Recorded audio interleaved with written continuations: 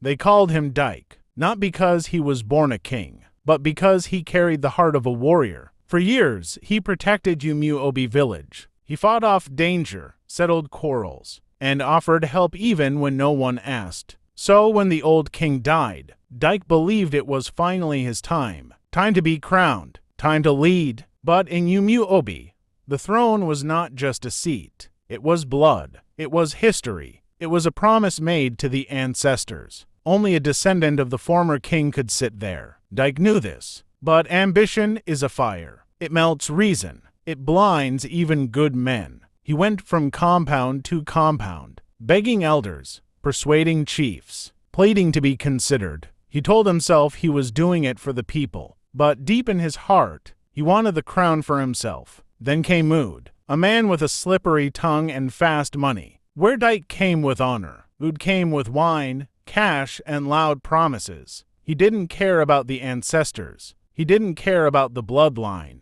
He just wanted the throne. So one night, when the kingmakers slept, Mood climbed the steps and sat on the ancient stool, the ancestral stool. The village held its breath, and then the sky split open. A bolt of lightning fell from the space between heaven and earth. Mood didn't even have time to scream. He died instantly, eyes open, body smoking, a warning from the gods. The village trembled. People cried, not just for Ood, but for how close they all came to losing themselves. And Dike stood there in the shadows, his heart breaking, not because Ood died, but because he saw himself in the same path. He could have been the one. Struck down that night, the ambition he fed now tasted like ashes. From that moment, he changed. He stopped seeking the throne. He stopped chasing power. He became a servant again, quiet, humble, helpful, not because he was weak, but because he finally understood. A king is chosen by the ancestors, not by ego, not by money, not by force. When the rightful heir was found, a humble young man named Chima, Dike bowed his head and helped prepare the coronation. He carried water. He swept the floor. He stayed in the background, and the village noticed.